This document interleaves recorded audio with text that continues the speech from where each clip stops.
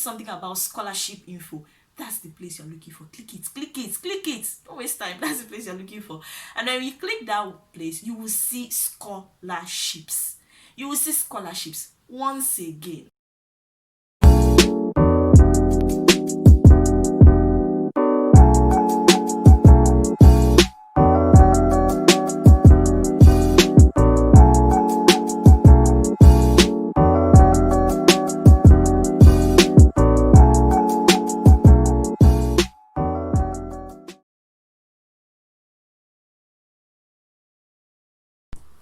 Hello guys, it's been a minute.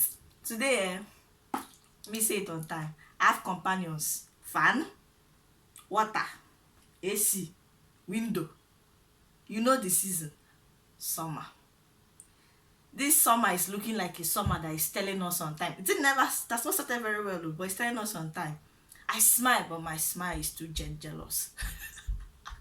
If you know, you know. So hello guys, welcome back to Chilo Talks. It's your girl Chilo, and this is a long overdue video. So today we're talking about MEXT Japanese scholarship. I am Chilo. I'm a Nigerian currently living and studying in Japan through the MEXT scholarship. So I'll try to be as explicit as possible in this video. And then there's expo. At the end of this video, if you watch till the end, I'm putting content expo for my OG, for my main people. So stay to the end if you want to see it. Okay, so MEXT scholarships are actually Japanese scholarships, and there are two major categories. Some people don't know this part. Now, the first category is the university recommended, and the second category is the embassy recommended scholarship, which actually is the most popular. I don't know why, but that's the one that is really popular back at home. I will start from university recommended scholarship, and then I will end with the embassy because that's the one that is currently going on now, and so many people are actually on that application.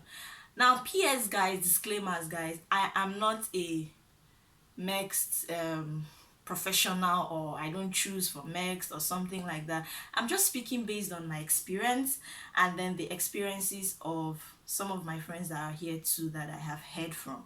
So it's not like my view is the one and only view. It's just my 2 cents knowledge that I hope will help someone out there. So about the university recommended scholarship, just as the name implies, it just means universities do the the interviewing process, the application process, call for application, and then they reach out to, then they submit the names of their candidates to the government. Now, this actually varies from university to university. Some university will decide, I want to write exam. Some other universities will decide, we don't want to write exam. Some universities will need TOEFL, some will not. Some universities will need this, some will not. So I just want you to understand that there is no one size fits all in university recommended scholarships. Now, I'll talk about one basic one, as I'll talk about one particular example. Now, the only influence the government has on the university recommended scholarship is the influence on quota. So they can just tell them, see, anything you are doing, stick to 6 people or stick to 16 people and so on. I remember in my set, a set before me, they were like, I think 16 if I'm not mistaken. But in my set, it was just 6 people.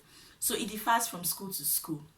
Now, a typical example would be for Tohoku University. They decided to shift that fund to advanced sciences, which is 6 departments, particularly I think chemistry, physics, earth science, and just 6 departments. I think I wanted to get an inclination of what I mean by different universities decide to do freestyle with their process. Now, for Tohoku University, you have to write an exam, and it's paper based. That's paper based, I mean, it's departmental based.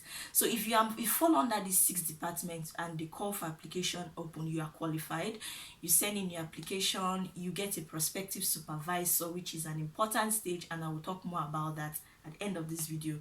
And then you are qualified for the exam, or you're shortlisted. If you're shortlisted, you are told about the exam, you prepare for the exam. Your supervisor is your interviewer via Skype. So he calls you on the day of the exam, you're writing in front of him, you send it back to them, they score it. If you're among the number of people they choose, then that's it. From there onwards, they take you all through. That's for Tohoku.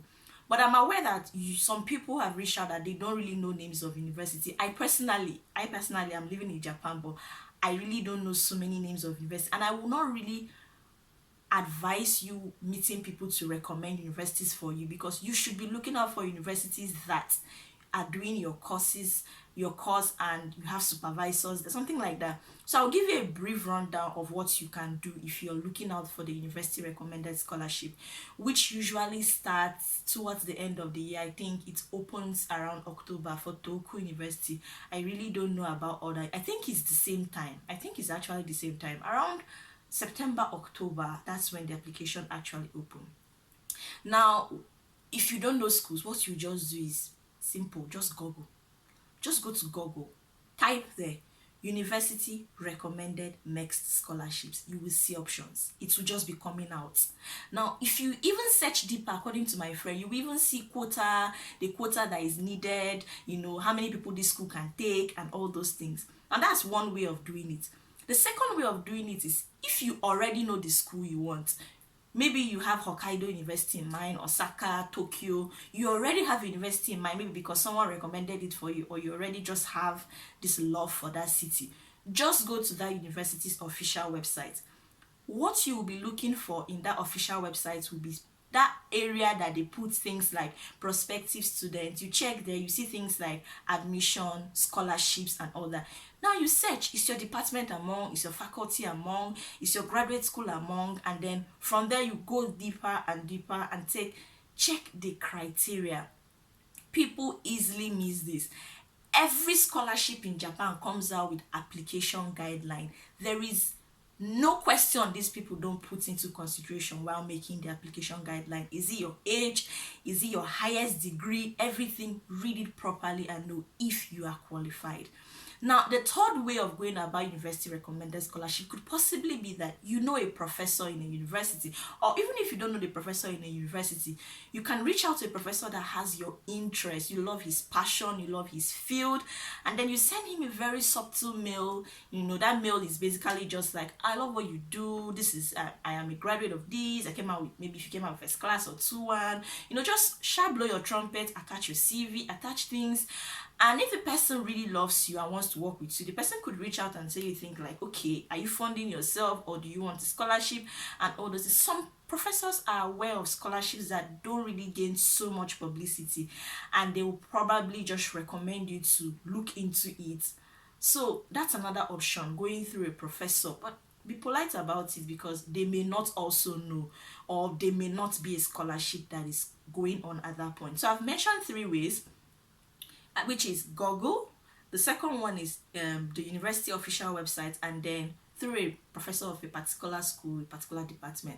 Now let's talk about embassy recommended scholarship. Now this is just basically embassies with that they are in diplomatic ties to something like that, have qualification, and majority of African embassies are actually on this table, are qualified.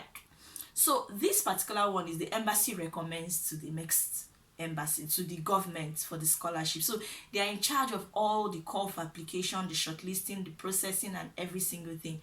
Now, from my research, I've seen that so many embassies have the same process and the same way they go about. So I'll just run through what I know for the master's and PhD, which is the research student. They call it research student in Japan because I don't know if it's because Japan really loves research work. There's actually class work. Don't get it twisted. There's actually class work. So let's talk about the embassy recommended scholarship now.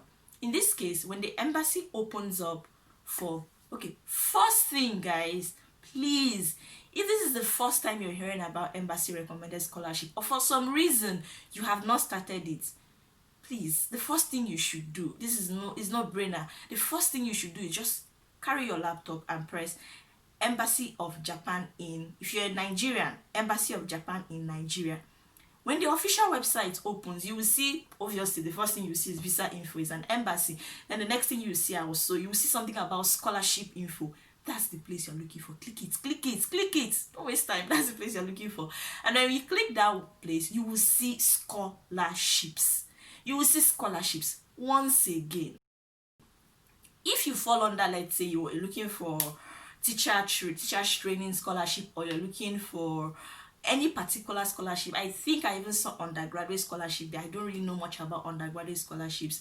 Then, or you're a master's or PhD applicant, you are looking for research student category. Guys, see the sharpest expo is, you see the application guideline for your category. Let me keep this camera well. I want you to see that this one is expo. You see the application guideline for your category, whether it's undergraduate, whether it's research student, the application guideline, print it. I think sometimes reading things on laptop makes things, you just be passing things. When you print something on your reading light, or if you don't have, just carry pencil, pen and paper, be underlining as if you are jacking. Those application guidelines are gold. I know a friend of mine, he's currently in Japan. He said that was the only thing he worked with. He did not ask anybody for any other protocol. That shows you how loaded the application guideline is. If you have questions about age, my degree, my this, my that, the application guideline, they treat so many important questions that some scholarships don't even treat. So print it and really study it. Now let me run through the process.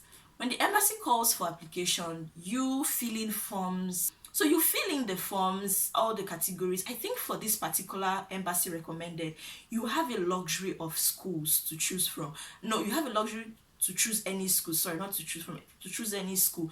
I think 3 schools and 3 different professor names. If you want, you can stick to 1 school and 3 different professor names. It depends on you. And then you fill the forms and you send to the embassy. And when you get shortlisted, you're called in for an interview. The interview is basically English and Japanese. I know most of you will not be asking things like, but I cannot speak Japanese. See, nobody I know here that is African speaks Japanese. So that will make you see that probably the Japanese examination is not really the judging grade. I don't know if I should speak that with authority, but so many people believe, and maybe I'm there, that is the English they usually use to grade you. That probably the Japanese could just be to see how your Japanese fluency is, if you need to take a Japanese course when you come to Japan. So many people took Japanese course. Just know that it's not like, I don't know Japanese, so I will not continue. No, continue. Now when you pass the interview stage, if you get shortlisted, I think they give you something like scholarship certificates, and then you present it to the universities. If you get admission, if you get more than 1 admission from the school, since it's 3 universities, they will now choose one for you. Most people I know actually got just 1 school, so that's the one you're going for. But if you get more than 2, maybe because you're one badass candidate, then probably they choose for you. And just from there onwards, your journey is smooth. Japanese people are detailed. Down to your arrival to Japan, they will take it up from there. Now I want to explain something. For this embassy recommend, some people just go jack one professor's name from 1 school and pour inside this thing. See, if you can, as much as possible, not if you can, reach out to the professor. And it doesn't make sense if maybe you are in chemistry, but you just love this city and you love this professor, and the professor is in political science, and you put the professor's name. Even when they reach out to the professor self will not answer you. So shall you just know what is needed in that university. Now please send a mail to the prospective professor before putting his name, if you can. Let's say you put 3 people's name. If you can get 1 person to already agree to supervising you, guy, your chances are high. I think so. That's what I think. Your chances will be high. Now how this works is you send a mail. This is how the mail will be, guys. The mail will just be straight to the point. The title should be just something like application for supervision, application for potential supervision. Just let the person see the mail and just know, oh, this is what the person wants. Because at this time of the year, obviously, they already know that this application is going on and people will be reaching out to them. Now, in the body of the mail, please personalize it. I don't really fancy people who go about things like Dear Sir / Ma. It looks like a broadcast message. The professor's name is Professor X. You now say, Dear Professor X. Now, what it does, I think, is it makes the person know that, okay, this mail is for me. you really have researched me. You know, it brings the message home. Now, dear Professor X, you comma. Now, when you start, I feel like you should just start, be polite but yet straightforward. Something like, my name is Chioma. Okay, I am a graduate. I am a example. If you're a first class graduate or you're a 2-1 graduate, if that's your selling point, by all means put it in that mail. If your own selling point is your master's, please, that should be in that first paragraph. If your selling point is that you work with a multinational, that at the mention of that, even the professor will be like, ah, these people can employ you, girl, you're good, or guy, you're good. Please put it on that mail. So let's now use a practical example of someone that has a master's degree or someone that has a first class degree. Dear Professor X, I am Chioma or Chilo, a first class graduate of, if you're a first class graduate, if you're a master's holder, a master's degree holder of pure and industrial chemistry from University of this, you know, BS Hans, something like that. You can put your year in brackets if you want. And then you now say something like, I've gone through your profile, you know, make the person know that I did not just stumble on you by mistake. You know, I've researched you, I've gone through your profile, I love what, I know, I love your research direction, it's my passion and it's my interest. And I just really love what you do and would love to join your group, would love to have you supervise me. That's for the first paragraph. Then the second paragraph, you can answer something like, I'm also applying for a scholarship as regards this, and the scholarship is already ongoing, you know, mention that. And then you can now also make sure you tell the person that you have attached some things to the attachment section. You know, if you attach your CV, your transcripts to the section. Now, if you have to attach a research proposal, please don't attach a broadcast research proposal that you're just sending to everybody. Can it be specific to the person's research direction? It doesn't make sense that you're sending this mail to someone who is a professor of rock and you're sending a research proposal of criminology. Guys, doesn't make sense. So what you want to do is you want to go to the person's profile, read the recent publications of this professor, see how the person's, you understand, how what the person's mind is tilting to. Get that rema, write your research proposal, send. That is if you want to attach. I didn't really attach research proposal, but so many people I know he attached research proposal. So if you want to attach research proposal, please make it specific. And then you send the email to the person. Now, sometimes these people are very busy. Sometimes this person wants to reply you, but by oversight, maybe your mail even came in when they are sleeping, like Japanese time, or your mail came in when he's having a class. There's so many reasons to why people could miss mails by oversight. So if you wait and you didn't get a reply, whether it's positive or negative, see, if someone negatively turns you down, told you something like, oh, my lab is filled up, or I don't have space for foreign students and all those things, that's a reply. This particular one I'm talking about now is for someone that did not reply you at all, positive or negative. You send a gentle reminder, guys. That's maybe after like 1 week or maybe 2 weeks. That's why it's good to start on time. Send a gentle reminder, and you know, that gentle reminder, you copy that mail, your first initial mail, so that the person don't have to go and start searching for the other mail you sent. That's too much work, right? So you just go back to your mail, reply that mail you sent to the person, and you're just like, dear Professor X, you know, make the person know that he hasn't even replied you. Do it politely. You understand the person is busy. I personally, this gentle reminder worked for me, but just be polite about it. I sent a gentle reminder and my professor replied ASAP, sharp. He replied, and I was like, thank God I followed this, you know, this point. Something to note is that, guys, I understand that getting a professor sometimes could be very difficult, or a prospective supervisor, and you want to give up. I have asked this question to so many people who are here, and they will always tell you the same thing. No, even if you don't have a professor that has agreed to supervise you in the embassy recommended, especially, please don't give up. Submit your forms that way. Probably you don't even know what will happen. Maybe when your case is, you know, related to the professor, he is not interested to work with you. So I have these questions a lot. Oh, I didn't get a reply. Nobody is positive about his or her reply, and I give up. No, don't give up. Don't give up, please. Still submit your application that way. I just added that just so that you know that if possible, reach out to a professor, and if possible, get a supervision.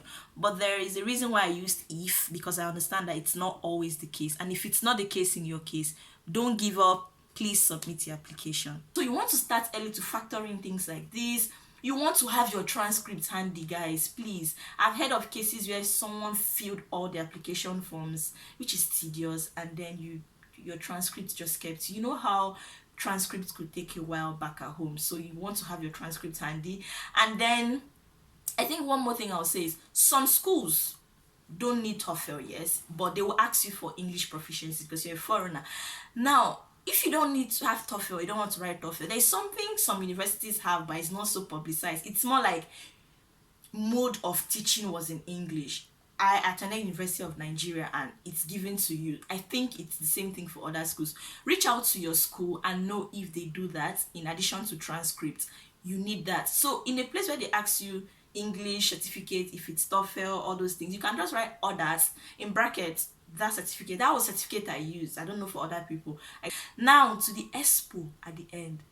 I was recently a guest speaker on a webinar, and it was more about exploring scholarships in North America and Asia, but I streamlined my talk to Japan. Now guys, that was a 45-minute intense presentation. We just click the link in the description box below. It will take you to that video, to that webinar. You will watch it for free. You'll see my slides, and if there is anything that maybe by trying to make this video short I omitted, that video will give you a full-blown knowledge about it. So guys, if you watched up to this point and you did not subscribe, don't come and tell me tomorrow that I did not bring out content, because you are not supporting me. I'm supporting your girl. If you don't click the subscription button for free, how am I gonna support? How will I be motivated? How will I be motivated to drop more videos? So guys, click the subscription button. It's for free, and help me like, share, and comment. See you next time on Chilo Talks. Bye for now.